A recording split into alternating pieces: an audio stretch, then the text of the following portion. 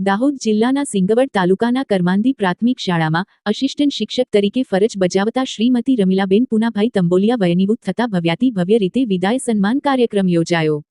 દાહોદ જિલ્લાના સિંગવડ તાલુકામાં કરમાંદી પ્રાથમિક શાળામાં આસિસ્ટન્ટ શિક્ષક તરીકે ફરજ બજાવતા શ્રીમતી રમીલાબેન પુનાભાઈ તંબોલિયા વયનિવૃત્ત થતા ભવ્યાતિ રીતે વિદાય સન્માન કાર્યક્રમ યોજાયો હતો, જેમાં દાહોદ સાંસદ અને પૂર્વ કેન્દ્રીય મંત્રી જસવંતસિંહ ભાભોર, જાલોદ ધારાસભ્ય મહેશભાઈ ભુરિયા, ગામના પ્રથમ નાગરિક સરપંચ દિનેશભાઈ હઠીલા, શિક્ષક સ્ટાફ, આગેવાનો, ગ્રામજનો મોટી સંખ્યામાં ઉપસ્થિત રહ્યા હતા અને લોકો ડીજેના તાલે ઝૂમી ઉઠ્યા હતા। સાંસદ જસવંતસિંહ ભાભોર દ્વારા કાર્યક્રમને અનુલક્ષી પ્રવચન કર્યું હતું। વયનિવૃત્ત પછી તેમનું શરીર સ્વાસ્થ્ય રહે અને સમાજને ઉપયોગી થતા રહો અને જાલોદ ધારાસભ્ય મહેશભાઈ ભુરિયા દ્વારા પણ કાર્યક્રમને અનુલક્ષી પ્રવચન આપ્યું હતું।